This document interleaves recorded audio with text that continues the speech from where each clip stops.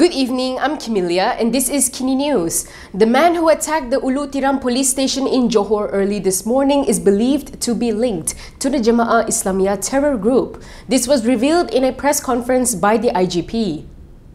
2 police officers were killed and another was injured in an attack on the Ulu Tiram police station early this morning. State Police Chief Commissioner M. Kumar confirmed the incident, stating that it occurred at 2:45 a.m. and involved a masked intruder armed with pistols and a machete. The suspect was reported to have been shot dead at the scene. Following the incident, the police seized a Walther P99 pistol and a HK MP5 rifle from the suspect. Kumar said the bodies of the deceased policeman and suspect, as well as the injured personnel, were sent to Sultan Ismail Hospital for autopsy and medical treatment, respectively. He added that further investigation is being carried out. Meanwhile, Inspector General of Police Razarudin Husain said the suspect has no criminal records. However, he is believed to be a member of Jemaah Islamiyah. According to him, more than 20 members of Jemaah Islamiyah have been identified to be in Johor. He said he had instructed the special branch to identify all JI members in Johor and pick them up for investigation. He added that 5 family members of the suspect have been detained to facilitate investigation. Razarudin also said that the injured policeman is reported to be in stable condition.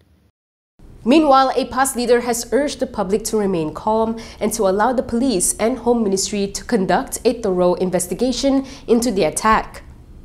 PAS has appealed for calm following the attack on a police station in Ulu Tiram, Johor, which claimed the lives of 2 police personnel and injured another. PAS Information Chief Ahmad Fadli Shari expressed condolences to the families of the victims. He also urged for a thorough investigation to determine the motive for the attack. The Pasir Mas MP said the security and methods of dealing with the public, especially when there are fewer personnel on duty, must be reviewed as police stations are critical locations. He added that PAS asks the public to remain calm and to allow the police and Home Ministry to conduct a thorough investigation. Earlier, Inspector General of Police Razarudin Husain said the 22-year-old suspect behind the attack is linked to the Jemaah Islamiyah terror group. According to reports, the suspect, who was shot dead at the scene, had entered the police station at 2:45 a.m. armed with a gun and a machete. The police personnel who were killed have been identified as Ahmad Azza Fahmi Azha and Muhammad Shafiq Ahmad Said. Both were members of the Crime Prevention Patrol at the police station and had only served with the team for about 2 years. Bersatu's Hamzah Zainuddin said all Bersatu representatives have been ordered to affirm their loyalty to the party. Hamzah said this is one of the instructions issued to party representatives. Bersatu Secretary General Hamzah Zainuddin said all elected representatives from Bersatu are duty-bound to remain loyal to the party. In a press conference today, he said this is one of the written instructions issued to party representatives. The party had called for the press conference to provide the latest developments regarding Bersatu representatives who had declared their support for Prime Minister Anwar Ibrahim. Hamzah said the 6 who announced their support for the other side were given additional instructions. However, he did not give further information on the additional instructions. Hamzah said the media can meet with them to ask what special orders he had given them as the Secretary General after receiving instructions from the Supreme Council. Hamzah said party members have to respond by carrying out the instructions and sending the letter back within 14 days from the date the instructions were given, which was on May 17th. This means that the deadline for the Bersatu representatives falls on May 31st. He said as an authoritative political party and to ensure that party affairs are managed with integrity and without corruption, the specific instructions below have been decided by the Supreme Council and issued in accordance with Clause 10(5) of the Bersatu Constitution.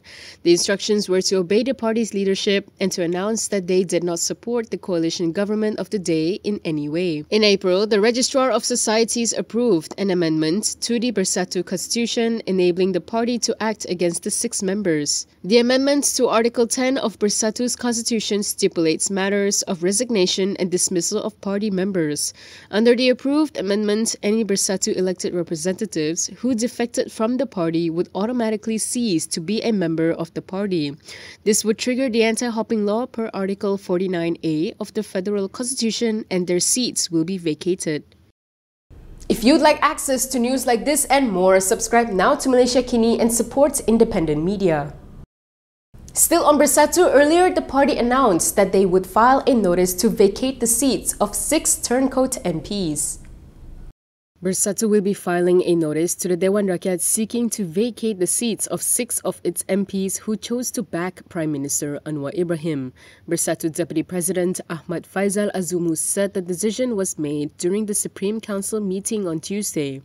Faisal said he had instructed Bersatu Secretary General Hamzah Zainuddin to issue the notice against the 6 MPs in line with the party constitution. He said it is important because they are not like UMNO, which sacks members as it wishes. He was quoted by Utusan Online as saying that they have a party constitution to follow, but he had asked the Secretary General to expedite the process. Earlier this week, Dewan Rakyat Speaker Johari Abdul said he has yet to receive any notification from Bersatu concerning the status of its 6 MPs who had pledged support to Anwar following the party amending its constitution recently.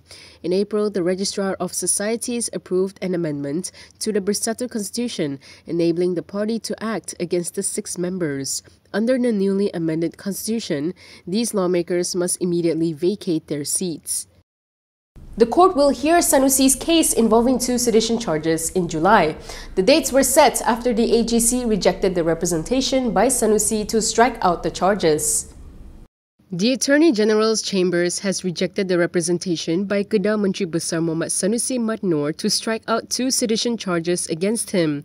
The charges were over his statement in a political talk last year regarding the appointment of the Selangor Menteri Besar and the establishment of the federal government. Deputy Public Prosecutor Masri Muhammad Daud told High Court Judge Aslam Zainuddin that the prosecution informed the defence of the decision on May 3rd. With this, the court then set dates in July and August for the trial. The court also allowed a request for a gag order by the defence after the prosecution did not object to it. On both charges, Sanusi was alleged to have uttered seditious words regarding the appointment of the Selangor Menteri Besar and the establishment of the federal government at Gombak, Selangor on July 11th last year. Both charges are framed under Section 4(1)(a) of the Sedition Act 1948 and punishable under Section 4(1) of the same law, which provides for a maximum fine of up to 5,000 ringgit or imprisonment for up to 3 years or both. A former MP wants the government to include a parliamentary special select committee in their vetting process of candidates for the EC chief position. Ong Kian Ming has called for the next Election Commission chairperson's name to be submitted to the Parliamentary Special Select Committee on Human Rights, Election and Institutional Reform before being put to the Yang di-Pertuan Agong for consideration. In a statement, the former MP said this is because the EC chief's position will impact institutional and electoral reforms for decades to come. He stressed that the person will have to oversee the delimitation of constituencies where the number of parliament and state seats should be increased. He said this is to reduce the gross malapportionment resulting in the non-increase in the number of seats in the last 2 delimitation exercises due to the governing coalition lacking a 2/3 majority in parliament. He added that the exercise will shape electoral politics in Malaysia for the next decade, if not more, as it will influence the balance of power within and between the different states in Malaysia. He said the new EC chairperson will also have the responsibility of putting in place more processes and policies that should even the electoral playing field, regardless of who is the government of the day.